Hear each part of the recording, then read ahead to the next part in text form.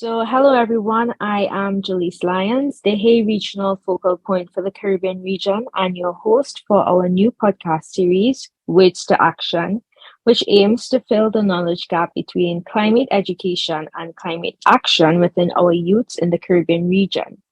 Today, we will hear from our Hay healthy and environmentally friendly youths, Caribbean ambassadors, as to why climate change makes our region vulnerable and their motivation to become champions of climate action. They will also share simple steps to persons. Uh, sorry. They will also share simple steps so that persons can make a difference. This session commences our monthly podcast series, which aims to increase awareness and climate education between climate change and health. Following the publication of this podcast, subsequent series will see experts from around the Eastern Caribbean engaging in discussion with our ambassadors. We hope you enjoy. So joining us today would be Naomi Cambridge. Naomi is a 19-year-old Barbados Youth Climate Action Ambassador currently pursuing a bachelor's degree in international relations. She's passionate about creating change and shows this through her various activities throughout the Hay campaign.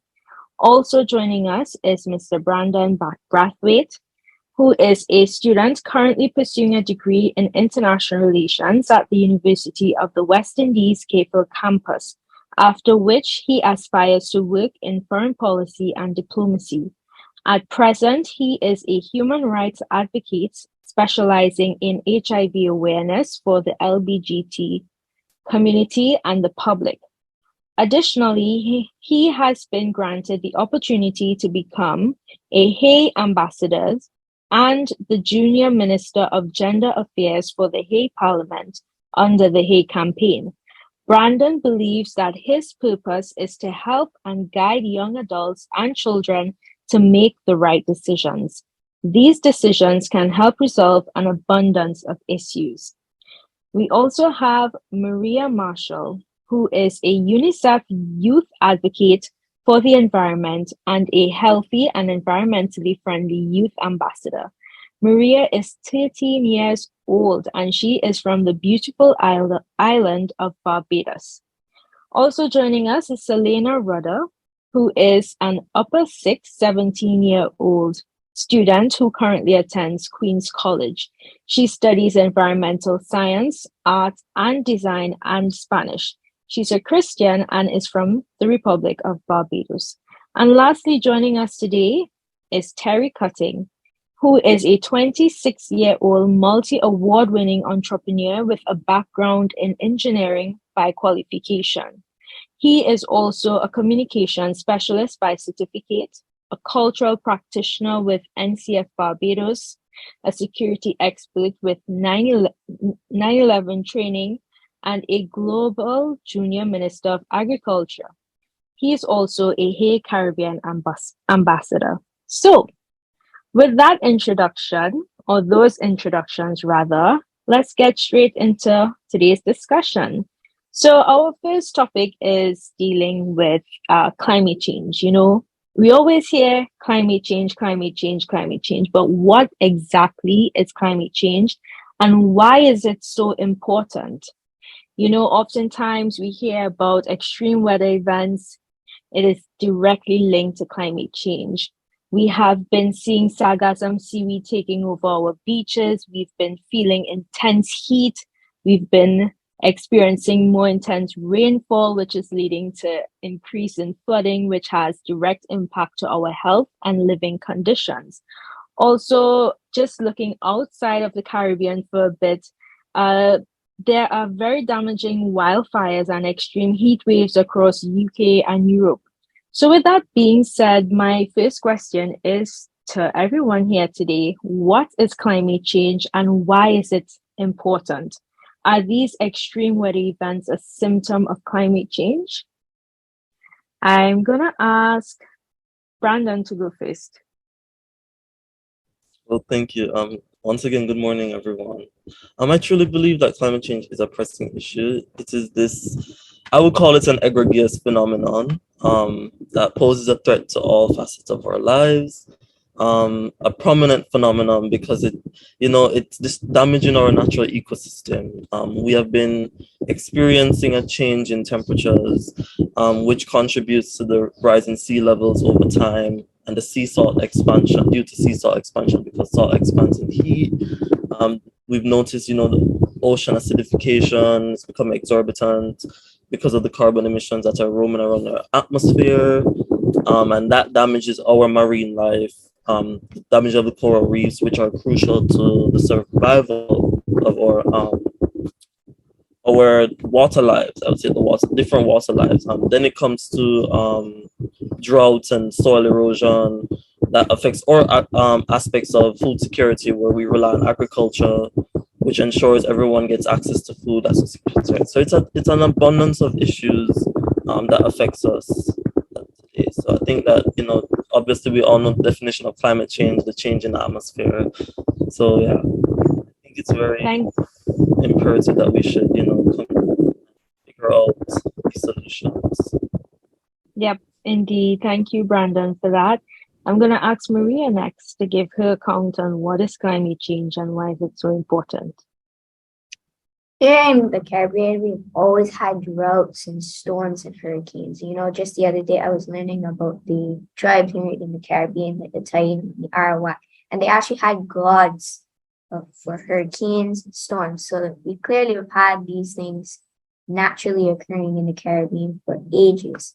But you know what is not normal? These charged storms that we are getting now, like Hurricane Elsa, Maria, and Durian, that have wreaked havoc across the Caribbean. And in the 1950s, we had Hurricane Jeanette sometime in December. Sometimes nature might catch you off guard sometimes. Yeah.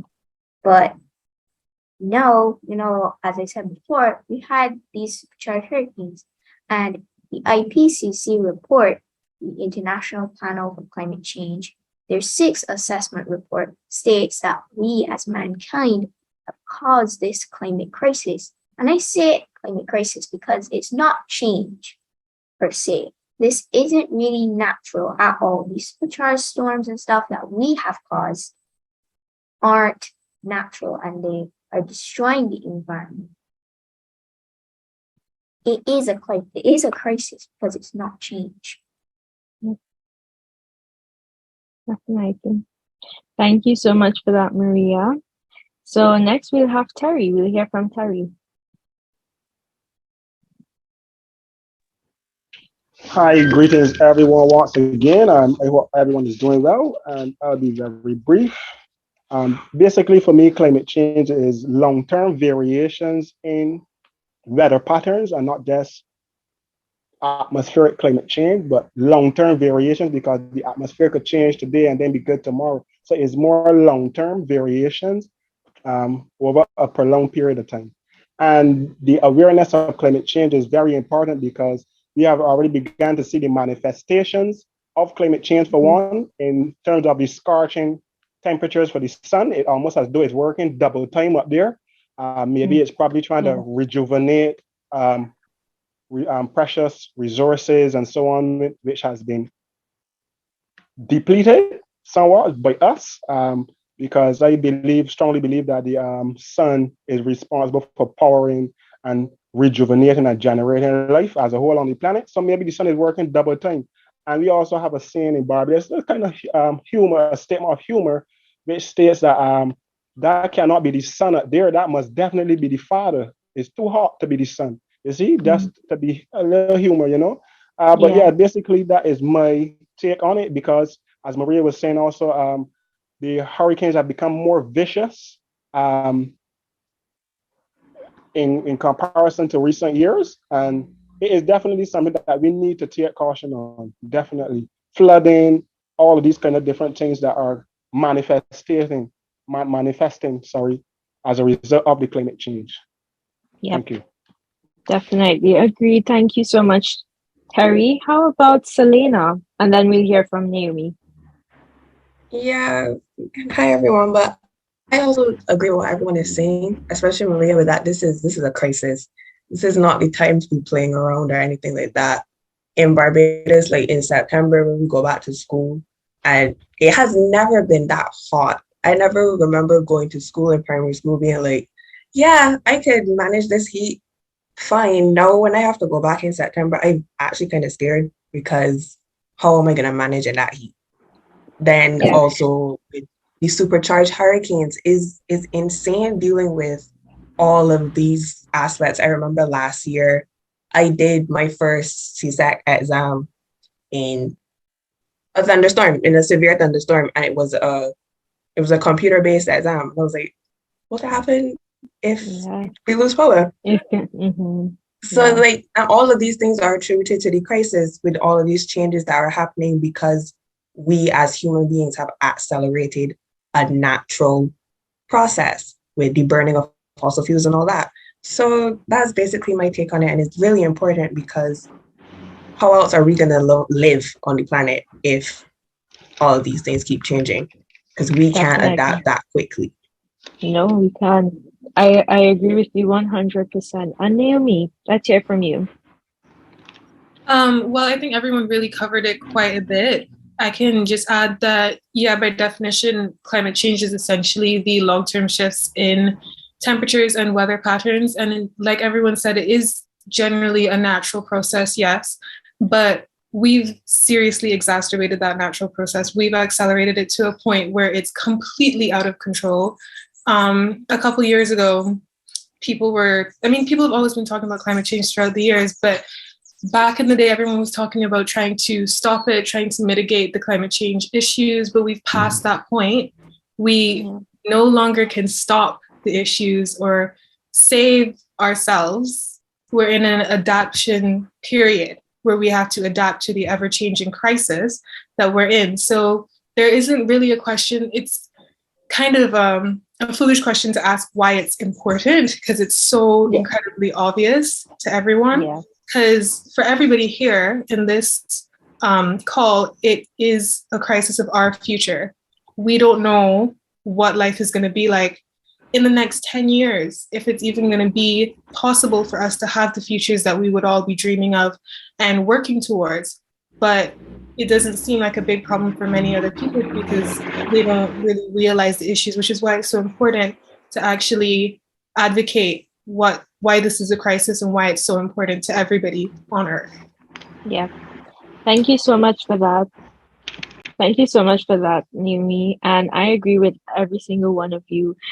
We definitely, as human beings, we accelerated the impacts that climate change has, not only on our lives, but also the lives of marine life and other animals as well. It's just to all living organisms, essentially. So we definitely have to ensure that we continue our work in advocating for the environment and also, sharing our education wherever necessary.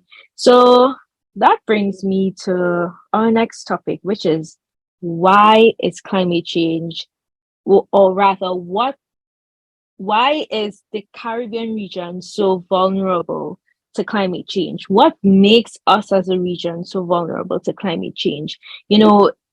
Most reports that we read, the Caribbean is always mentioned as the one region. I mean, we are all affected by it, but especially the Caribbean region, we are most vulnerable to climate change and its effects. So why is this? For someone who doesn't probably necessarily understand that, how can you explain it to them? I will leave the floor open for anyone who wants to take this first. I don't mind taking it if anybody else wants to go first is fine. But I was just going to say that as small island developing states, we are probably the most vulnerable area of the planet, because if you're speaking strictly about Barbados as just an example, there's so many things I can talk about. But first of all, we're extremely low-lying area. So everyone knows if we were to have a tsunami, a true, terrible tsunami, we would be completely washed out. And then also all of the islands are completely surrounded by water. we use that as our water source, our water supply can get seriously contaminated, and we don't really have the resources or the facilities to actually handle the ever increasing natural disasters that are occurring or are threatening to occur. So we are extremely vulnerable, especially since I think it's about maybe 1.8%, if that much, that we contribute to the actual crisis of climate change, but we're the most vulnerable towards it. And because of that, a lot of the other bigger nations don't really see it as much of a crisis, more as a future issue for future problems and other people to deal with, because they're not the most vulnerable, but they are the ones contributing most to the issue. So it's truly, it really is in essence a crisis for us, because if the climate crisis exacerbates itself to the point where we can't handle it anymore, it is a very real possibility that a lot of the islands that we see, that we live in, will not exist anymore. Yeah. So of course, it's a really big problem for us. Yep. I mean, Naomi summed it up really nicely, but I'm also curious to hear from the other speakers. So the floor is yours. Hi, everyone. I think I just jump in here really quickly. I'm sorry about that. But for me, the reason why it would be affecting our region, for one, in terms of the heat again, as you can see that we are closer to the equator, and naturally the equator is naturally a hot place. So imagine being closer to the equator, and then there is the climate change, which is increasing the heat of the sun. So I think we are experiencing extreme temperatures right now, and it's very scorching. And not to also to back up what Naomi said about Barbados in particular, we are only 166 square miles, and there are reports that going out right now that we've already lose a couple square miles or two. You see, so in about 5 years, 6 years time, we could be 155 square miles. You see, as we can see down on the west coast where the fishermen go, the sea is right there. I remember getting off some transportation down in that area, and you literally could step out in the sea, and it wasn't like that many years ago. If any of the persons watch My Community, which is a program on CBC on a Sunday, it tells you how there used to be before now. So that is alone evidence about the sea level, rising, along with the shore coming in closer and making it very difficult for those fishermen down there and persons who live in that area, you see. And also, what I want to add would basically be that for some areas that are prone to dryness, climate change will affect them because it will be a breeding ground, quite frankly, for wildfires, which are more frequently now in areas, especially in some areas where it is not known for fires. So that's really a real phenomenon that's really going on. Areas that are not prone to it are affected by it. And lastly, because Barbados alone, along with many other Caribbean islands, they do not have the budget to fight the climate crisis.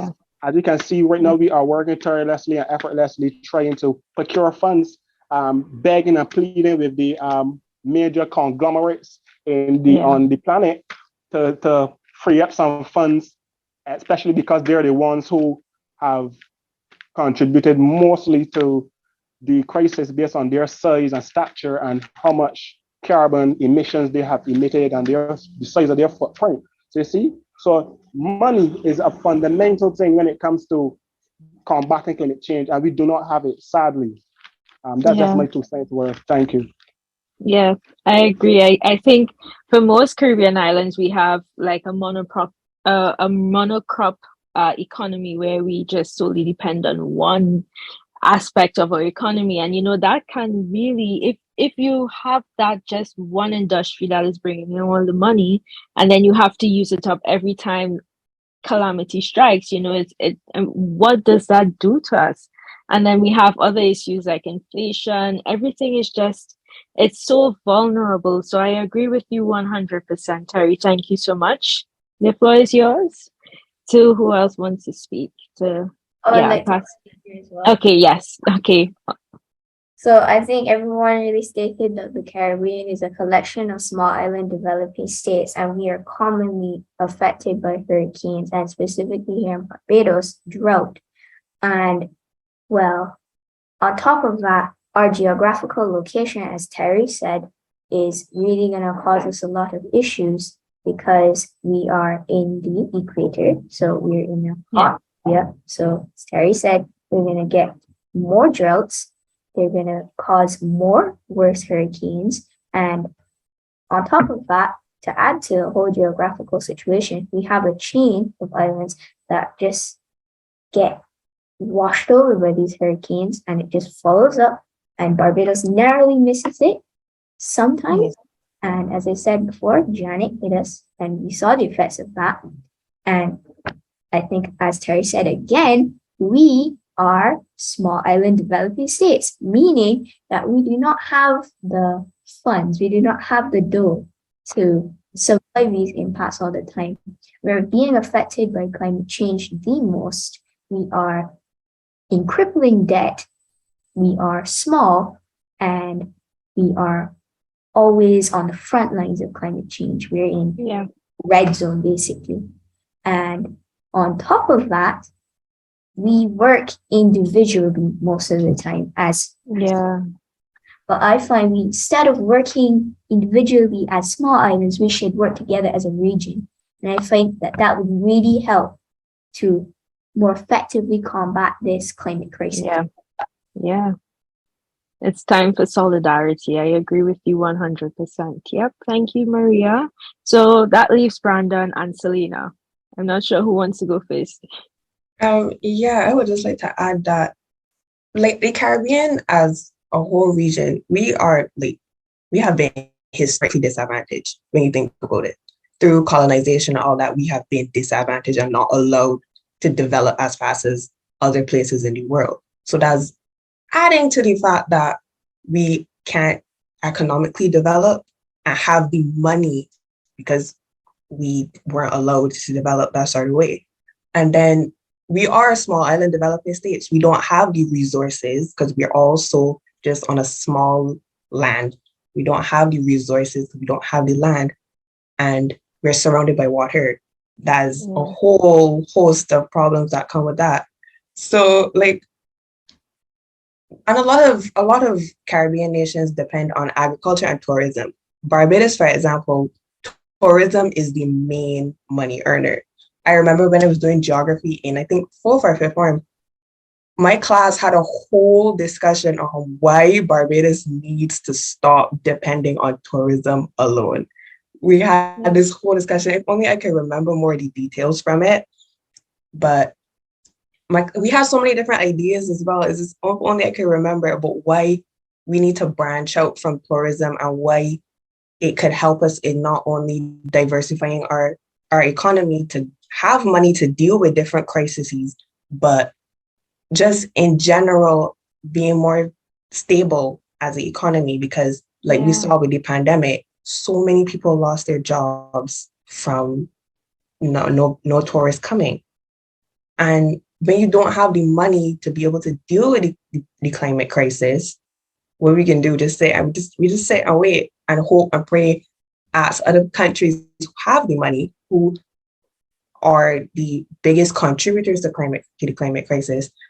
And we just have to ask them, be like, can you at least be like human? Give us some money, help us out here. We really are the most vulnerable. We don't even contribute that much. And it's kind of sad. It's just overall sad. Yeah, definitely. Thank you for that, Salena. And that leaves Brandon.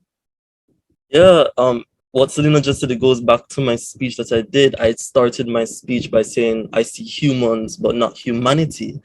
And we live in a very vulnerable world, or world. I personally believe that our world, obviously, is multidimensional, filled with a number of complexities.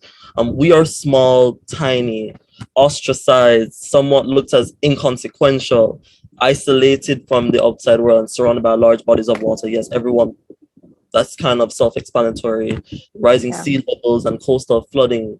There has been a staggering amount of storm surges, which has implications for our towns, our villages, especially with infrastructure that we build on the coast. There was a conference that I was watching that the foundation was doing, and the Guyana National Youth Council, Kwesi Grant, he was speaking about he speaks about the environment and human beings being intertwined. He spoke about the reason I'm saying it's because Ghana is prone to a number of floodings, and it becomes a breeding ground for a number of diseases. The Yes. problem with dengue and malaria, it comes to us, and that's just a small fragment of what's going on in our life. We have, it goes back to poor infrastructure, poor institutional capital, where it comes to credit unions and special reserves. We all know what's going on in Barbados now when it comes to the NIS scheme, where people are at the standstill regarding the increasing in contributions rates or the retirement age. We're using that money for our reserves. What money are we going to use for the future? Unstable governments. We can look at Haiti with a history of impotent governments. They can't do anything to help. And then these IGOs and NGOs are looking at us, especially my home country, Jamaica, because Jamaica and Haiti are one of those countries that has a lot of corruption. Nobody wants to help us. And then if we're in a crisis now, what can we do? So those are the things that makes us, vulnerable. We don't have a lot of help. We're abnegated. We're ostracized. Like, what can we do? Just sit around. And then we only produce 1%. It's just 1% of emissions we produce in the Caribbean. And obviously we know that we're affected more than everybody. When America sneezes, we catch a cold. That's a saying that we follow in International Relations 101. So what can we do? These are, several factors that affect us. And, we just have to wonder, will it ever get better? Will we ever, live in this uncertain world, living on the borderline? Those are the things that we have to, think about. Yeah. So we've been hearing about the importance of climate change, and we just learned about how vulnerable our region is to climate change. So then, what motivated you? I mean, it's pretty obvious when you hear these facts, you automatically think, "Oh no, I definitely have to do something to change this." But what was your real motivation toward being a climate advocate? And what have you done while being an advocate for the Caribbean? Not for the Caribbean, sorry, but for climate change. I can start. I know for me, two of my favorite pastimes, photography and going to the beach, made me realize the effects of climate change. I knew what climate change was, but I never actually knew the effect that it was having within my country until I visited my favorite beach and realized it looked different, visibly different. When I looked back at my old photos, I realized how much it changed over time due to coastal erosion. There's also a coral reef because I am from Trinidad and Tobago. So there's a coral reef in Tobago. It's called the Buku Reef. And it's now a reef absent of fishes and corals of flamboyant colors and the diversity. So seeing these changes, it really prompted me to make small changes in my life and encourage my friends, my family, and even youth within my community to make some changes. So that's my story, but I want to hear from you. And maybe by telling your story, you may then encourage somebody to become a climate advocate. So the floor is open. I think I'll attend here. So Sure.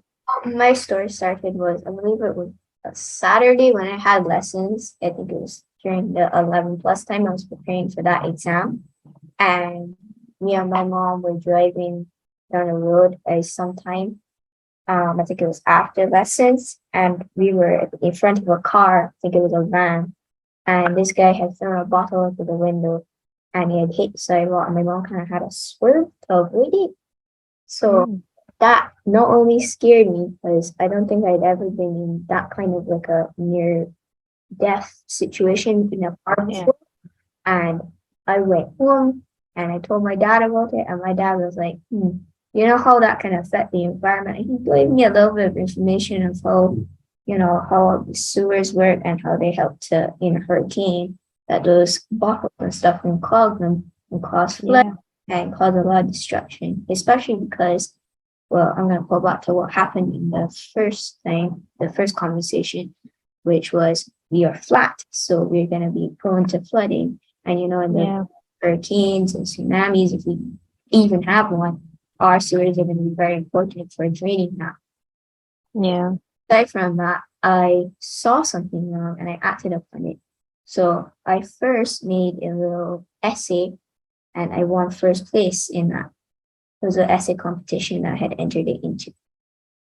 And then my dad gave me my little red camera around this time. And he had given me the idea that maybe I should, because I'm good at writing essays, maybe I should make a video and enter it to try and test my skills a little bit. So I had done that. I had gotten picked up somehow by UNICEF and I kind of became what I am today. But the point is, I didn't really go out there looking to become anything. I saw something wrong. I acted on it. And, a lot of people see the good things to being an activist, but they don't see its cons. You have to manage your time extremely well. You have to have mental strength to be able to push through a lot of things. And I had to balance school, lessons, all the other free time activities that I had, and this new thing that was added into my roster of I had to do. But I'm used to it now, and I'm able to, speak to all of these people. I get a little nervous, but as time goes on, I'm more accustomed to it. Yeah. I don't think the nerves will ever get better, but I do think that, it becomes easier with practice. So yeah, thank you for your story, Maria. Who's going to go next? I can go. So my journey with the climate activism, I guess my first inspiration for it started a couple of years ago. I think it maybe was 2019, where that was kind of a climate change activism boom. That's when Greta Thunberg and all those other activists started to really gain some traction on the international scene. So I started learning about all of these different issues that I didn't really know were such a huge problem. So I started posting things on my Instagram and educating other people around me.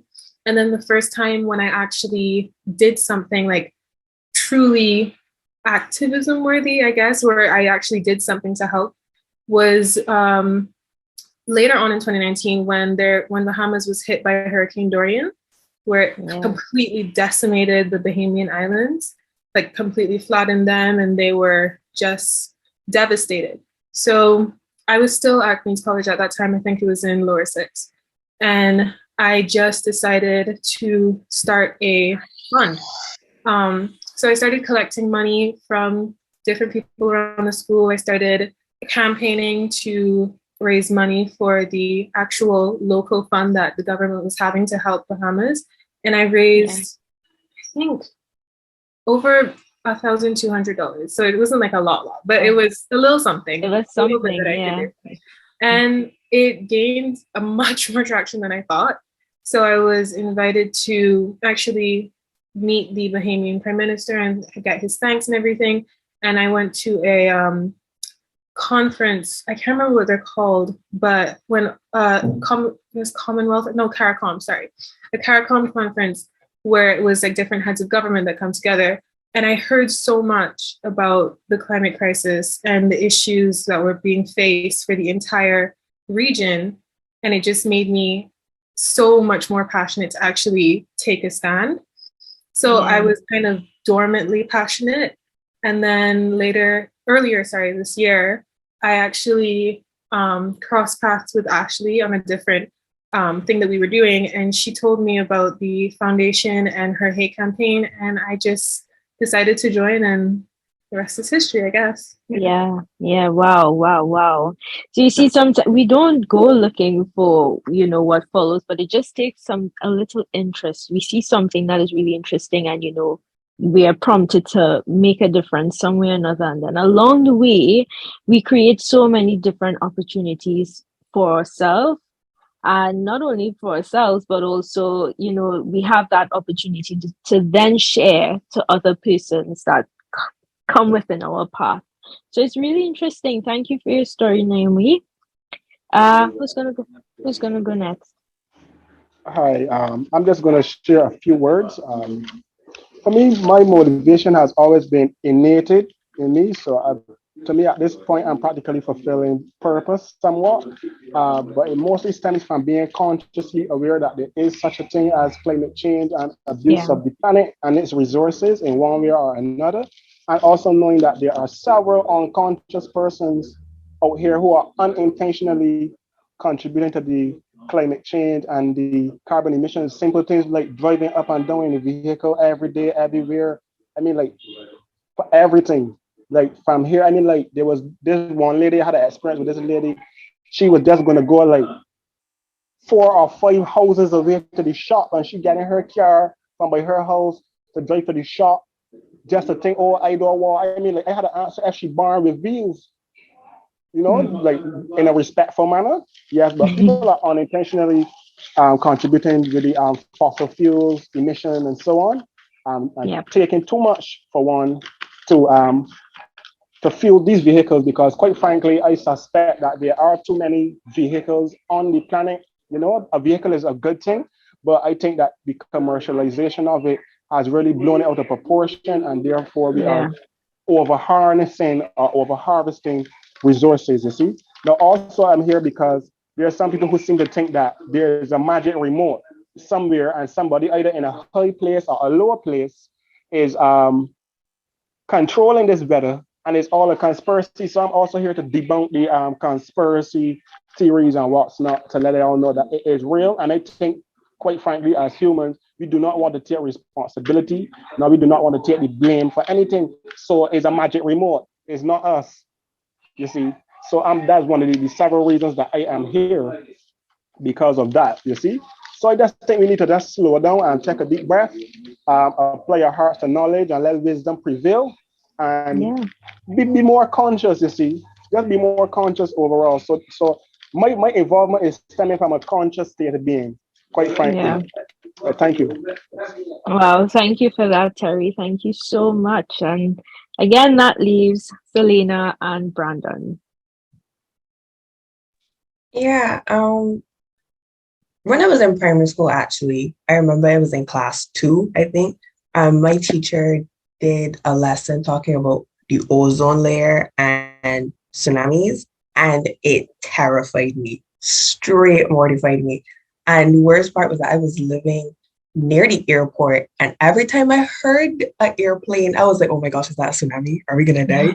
And it freaked me out. But apart from that, also with the ozone layer, she was telling us about littering and all that. And I was like, that's crazy. And I was walking outside, it was at lunchtime or something. And I was looking around, I was like, why is there so much garbage on the ground?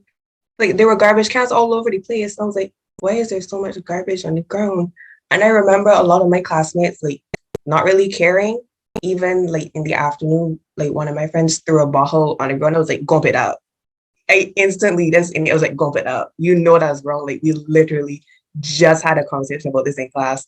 And from then I just kept getting more and more interested in geography and like the physical geography of stuff, and going deeper into that, learning about how hurricanes form, about flooding, rivers, all these different things just like piqued my interest. And I started going in deep dives on YouTube. Like I would just be watching video after video after video. But what really like captured me was when I started getting into historical fashion and learning about how people used to make clothes and how we changed to becoming into fast fashion and how detrimental that was to the environment. And that really caught me. I was like, because I liked fashion, I was like, how is this aspect of life affecting the environment this horribly? And that kind of piggybacked into me going further into learning about the crisis itself. And then in school, it was also like I was learning more about geography, and then I chose environmental science when I got into sixth form because I was like, I need to help in this crisis. There's no way that I can sit back and be like, somebody else can handle it, because if somebody else was going to handle it, it would have happened by now. So I was saying, I have to help in this because I know that I want children in the future and I want my children to be able to live on a planet that is viable. So I started getting into all these things and telling people around me, like my friends circle, no, I don't shut up about it. I started to encourage my mom, and now like I compost with her, just trying to like getting all of those things like, no, don't throw those out, don't let them go to the landfill. So doing all of these different things and saving the bottles. My mom hates it. I just have a hoard of bottles. I'm like, I don't want to throw them out. So all of these things. And then recently at the summit is when I learned about the hate campaign. I was like, this is an opportunity to do something, to actually do something. Not only was I enticed by the fact that it was look really good on my CV, but yeah, I can actually do something. So that's what really got me into doing this. Yeah, and it's really interesting that you mentioned fast fashion, because I think there are a lot of persons who don't actually know how much of an impact the fashion industry has on climate change. So maybe, I know one of our future episodes, I think that should be a topic to be discussed. Definitely. But thank you. Your story, sorry, was very funny and very interesting. And I'm really happy that you are all a part of the Hey campaign as we continue to, try to do our best to bring awareness to climate change and its impacts. So Brandon, you're up next. Okay, I was gonna say Joseph, it looks like he has a question. So I guess before I let Joseph talk, one aspect of this is because of my degree, international relations. We learn about relations between states and other state actors. So being able to cohesively work together, it motivated me to, watch a lot of podcasts, learn about these different issues, allowing our Caribbean nations come together, become more resilient, transcending out of the periphery is truly needed. And it gave me the momentum to find solutions by being involved. We in the Caribbean are exposed to several uncertainties, obviously. So it made me come to the idea of finding clear-cut evidence and on how and why are we being exposed to these shocks? What can I do as myself, an individual, again, not a policymaker, just a normal student do? This is one reason I got motivated, because I too want to find the solution. I would say that there's a duality approach. To become more knowledgeable, will also be sharing my beliefs to you. It's not only about me, it's all about all of us. So I believe in, cooperation coming together, reading about how climate change affects our well-being. Mental health is a big impact. It affects our psychological distress. The issue, I was reading an article about what happened with Dominica. There was people who their mental health was affected, losing crops, losing their homes. It made them become displaced. They had to go into temporary homes. And when it comes to Maria said that she got motivated by Ashley, I was too motivated by Ashley because I went to school with her, I went to lodge with her, and I went to college with her. And I saw these videos that she was doing. I saw her literally grow up and become the woman she is. And now she's working with her team that is quintessential and epitome. I watched a video with Maria and Ashley, that interview that they did, and I was like, wow. Again, I give props to both of them because, having built something from the ground up, breaking away the barriers, especially from a woman's perspective, is remarkable. Listening to these podcasts, there was so much things that's going on because women and children do not get the praise they deserve, nor have the opportunity. So I truly believe one must protect and, allow them to pave their future. Again, 75% of women and children are affected by climate change. So hearing her speeches, what she does, and her drive to make a difference is quite eye-opening to me. It motivated me. I did volunteer for the Climate Action Summit. So I was listening to in the conference room. So I truly believe that we could all make a difference. But certain aspects can hinder us, but that must be overlooked. Again, we live in a heavy archaic reality. So what has to be done, getting advice as well as motivating me. So yeah, those are the things that, will allow me to go out into society and become something different and make a difference. Yeah, definitely. Thank you so much, Brandon, for your take on your motivation.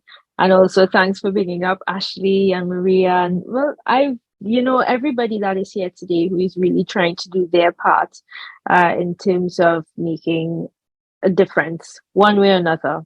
All right. And Joseph, you're up. We were discussing our motivation. What motivated us to become advocates? Yes, so good afternoon or good morning, wherever you are in the world, everybody.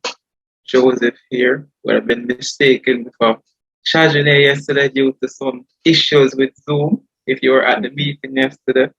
But to get straight to the point, my passion did not start in a classroom like Salena, or it's not because of my degree, which is international relations as well, just like Brandon, but it just merely comes from an act of habit. I just don't like to see when people litter. I am the one, no matter where I am, even if it's a sweet paper, I just want to put it in the bin. And I will always encourage other persons to say, hey, I hate to when I'm in a public transportation and I see when persons like have a boxed meal and as they're finished, they throw it through the window. It just upsets me. I mean, the earth provides for us, the earth cares for us. It gives us food, it gives us oxygen, it gives us shelter, it gives us a sense of warmth and belonging, because this is where we all live. Why are we not taking care of it? So I just see it as an obligation rather than a passion to take care of the earth as best as possible. And no matter how small it is, it's going to help in some way. And from a very young age, I would collect a lot of bottles. And I have a passion for entrepreneurship. And then I would intertwine entrepreneurship. My passion for that is with environmentalism, in where that you can get some money for the plastic bottles, because persons don't realize that you can save the environment while making a profit. You don't have to destroy it to make a profit. Some people forget about that. Salena would have mentioned the textile industry that has a big impact on environmental pollution. I would have watched videos from Common Objective from the UNFCCC sites where a lot of dyes that are used to produce clothes, whatever is not used, are dumped into rivers. And this is mainly in countries like, I'm trying to remember the name. It starts with a T, I believe it's Thailand. One of the main manufacturers of clothes, they would have a lot of rivers that are no longer habitable by living species just because of how much dyes and oils and chemicals would have just covered the water bodies entirely. You can't fish there, you can't live near it because it's not suitable for human consumption, the water, or human use any at all. So my passion would just come from me not wanting to see the people litter the place, because it's a normal thing. As simple as it may sound, that is just me. And seeing the hate campaign would have encouraged me to say, hey, let me be a part of this on a larger scale. Because, I've already been telling persons and encouraging persons from my community and to take it on a social media platform and to a bigger stage. Probably I can reach out to at least 4 or 5 persons, and those 4 or 5 persons can reach out to 10 each, and those 10 each, the cycle continues, because the journey of 1,000 steps starts with one move of the foot. So you might not reach 1 million persons by yourself, trying to influence people to do the right thing, to be the change they want to see in the world. But you can start off with 1 or 2 or 3. And those 3 persons can reach out to persons that they can know. I have been a part of the 4-H club at my school. That is where I practiced and advocated the protection of the environment and to encourage persons to plant trees where they see the soil is not really healthy, or any part that trees have been cut down, they need to put them back. And currently, I'm a national youth parliamentarian for my community in Jamaica, that is St. Elizabeth to be exact. And I would have made complaints to the parish council in my parish that certain garbage dumps have been filled. There's an issue in Jamaica right now where there hasn't been garbage trucks traveling the country for about 2-3 months now. That's problematic.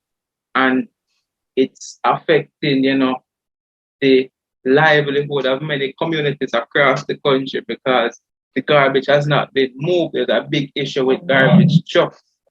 And we were trying to let the responsible or respective authorities rather be aware that this would have happened if you had not found a solution as to how you're going to move the garbage from these residential areas, from the communities.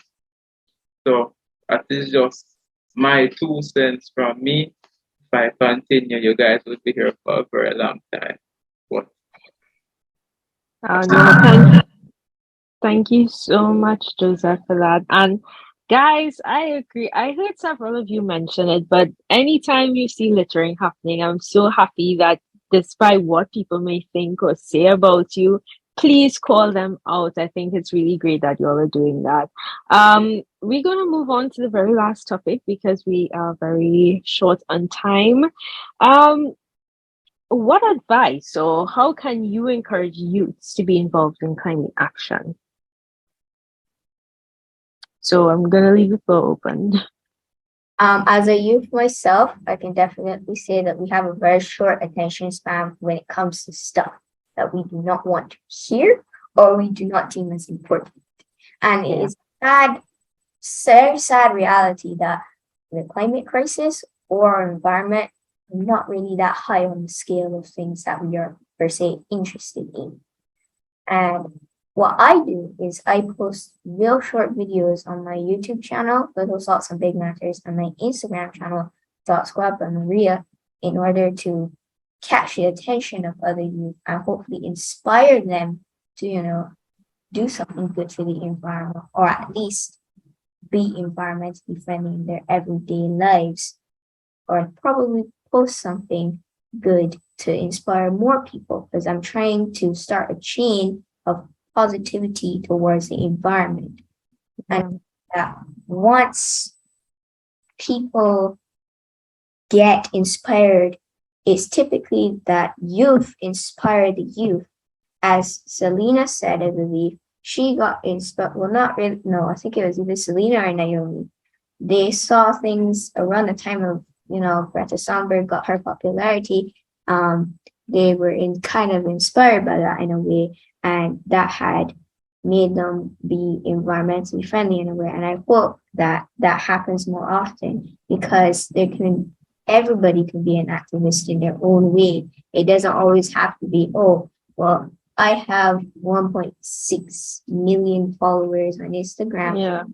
Get so and so to be environmentally friendly just for show, so that I can gain more followers and then just throw the environment in the ground after that. Because I find that's what most people do nowadays. And that's a trend that has to stop.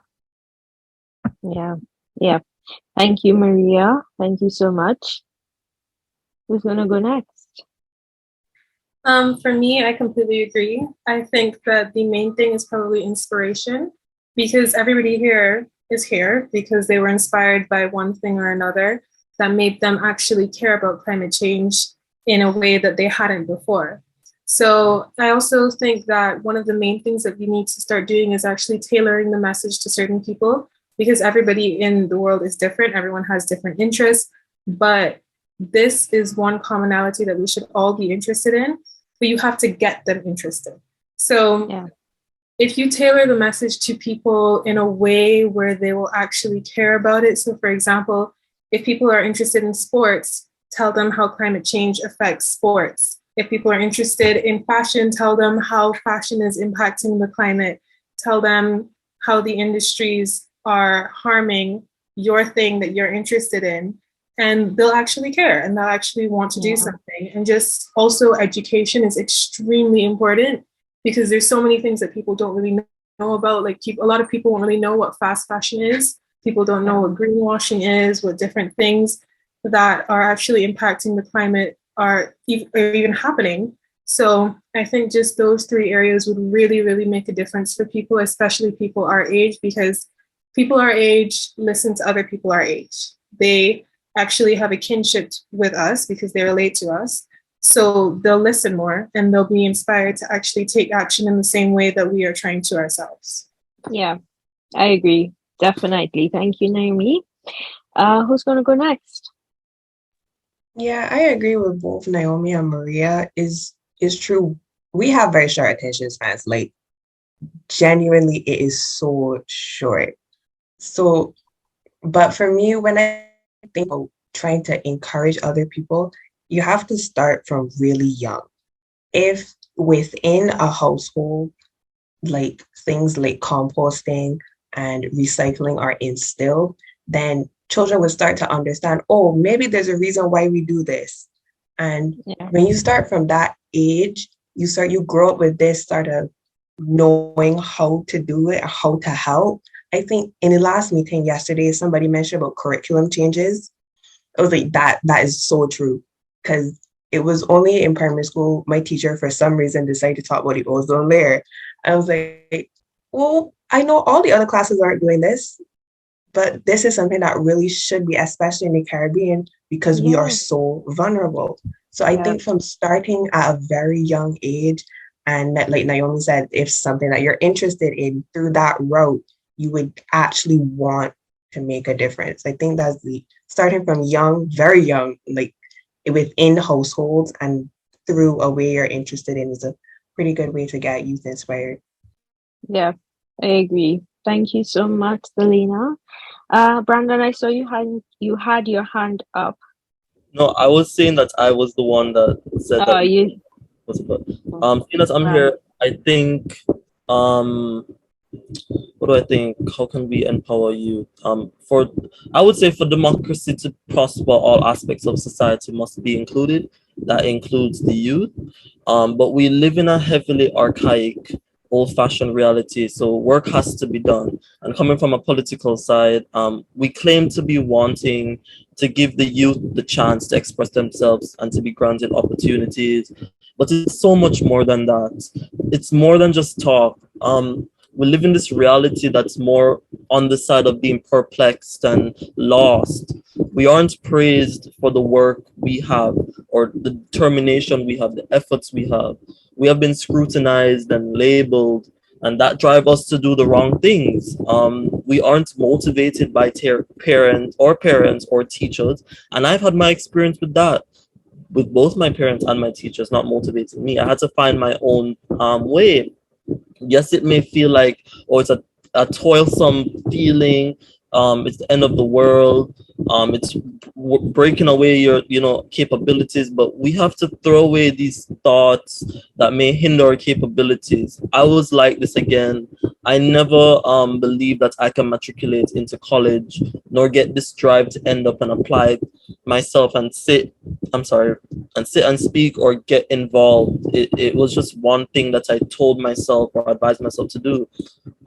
You should look within yourself and ask yourself, what is it that you want? Not just what other people want. What do you want? How will I be affected? How will I make a change? From the diplomatic side of me, representing my country, Jamaica, and I'm representing Barbados, I want to represent the entire Caribbean. So we aren't aware of these things.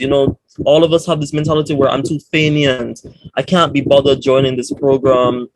Beach cleanups pass. I'm too bougie for that. I don't want to get my hands dirty. I was like that, but we shouldn't. What I would say is that we normally look at one aspects of beach cleanups. We want to clean one beach and then we stop. Why aren't we cleaning everything? Oh, because Yeah. finance, who's going to give us the money to do all of that? Yeah. But we aren't aware of these things. In my previous speech, I was like, it's immediacy versus impact. We are now feeling the constraints of reality. Um, just educate ourselves, or we can educate you. Be more prolific, be creative. Yes, we heard it before, but don't be like these individuals who can't mend promises. That's what I would say to people. Listen to Yeah. podcasts, read, get involved, ask for help. Stop going to the wrong persons. Come to us, let us talk to you. We are the future. Some of the older population, like the politicians, does not care. You may think everything will be handed to you on a silver platter, but I've been there. Being adult is hard, and I had to work my way up without, the boost and the confidence. Coming to Yeah. Barbados, being granted free education, because I think Joseph can tell you that education is not free in Jamaica. So I had to pay tuition here in Barbados, but I was granted free education because I've been in Barbados for 8 years. So it is a privilege, and I will never take that for granted. So these are the little things that will help that motivating me, and then that I can motivate other people, because you have to know, you have to experience something. So don't listen to someone saying, "Oh, you have to change." Talk to someone that has been experienced by that change. You have the means to do what others cannot do. So do not wait until the last minute or another decade. That's all I have to say. Yeah. Wow. Thank you for that. Thank you so much for that, Brandon. Joseph, your hand is up. Yes, as Brandon would have mentioned, education in Jamaica is definitely not cheap at all. And if it wasn't for grants or scholarships, a lot of Jamaicans would not be educated.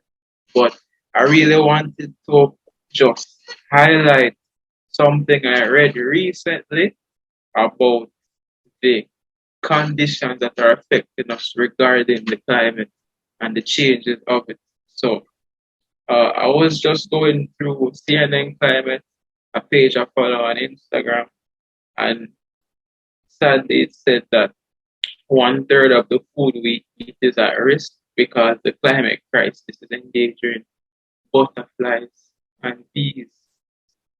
How is this going to look 20, 30 years from now? How can we act?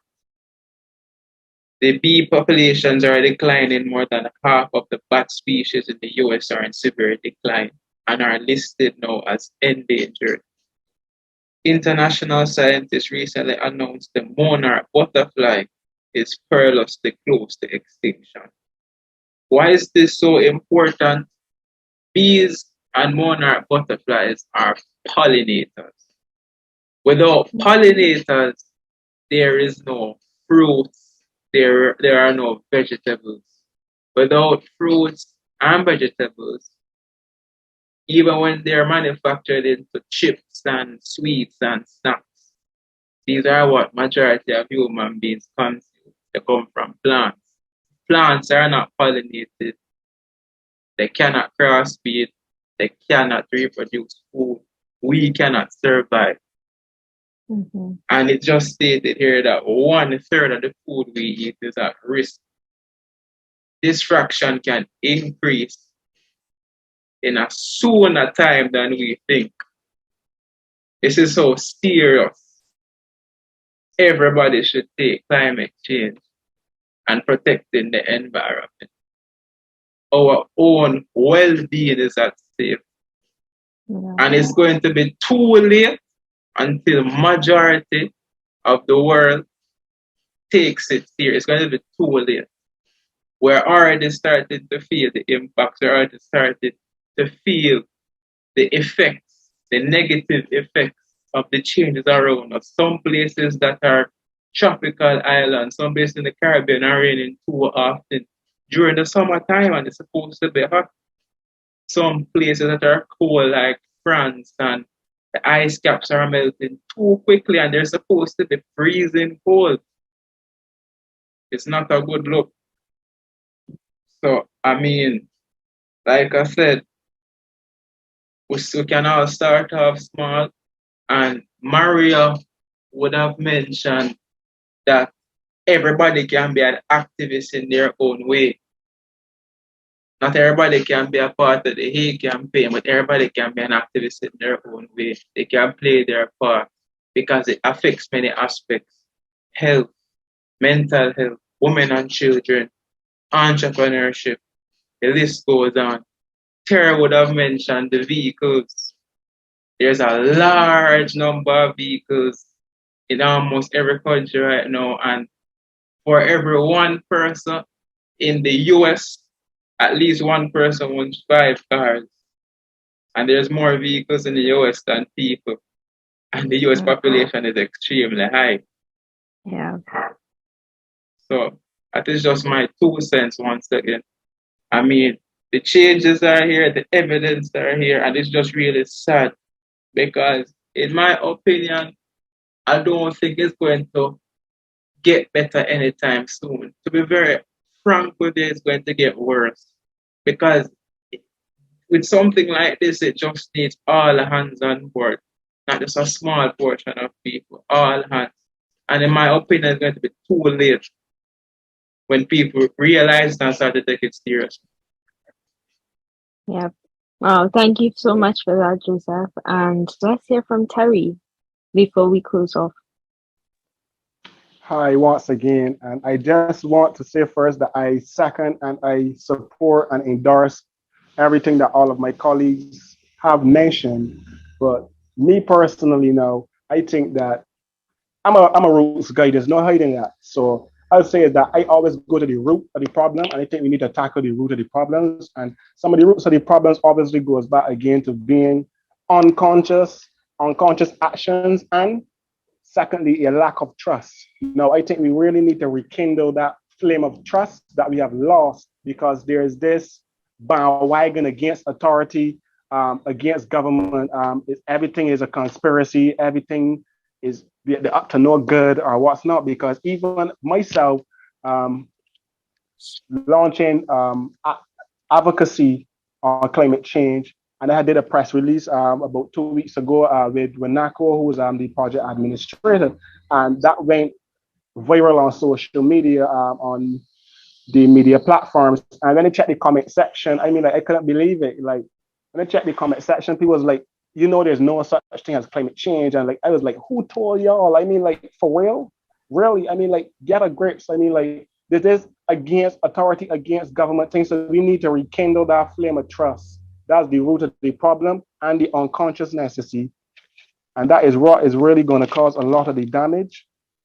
And so basically that's it. And we need to also remember that the planet is also a living entity, a living being just like us. So if we are alive, and if I take out a kidney and a liver, and then I always had a lung damage before that, would you not expect abnormal behavior from your body?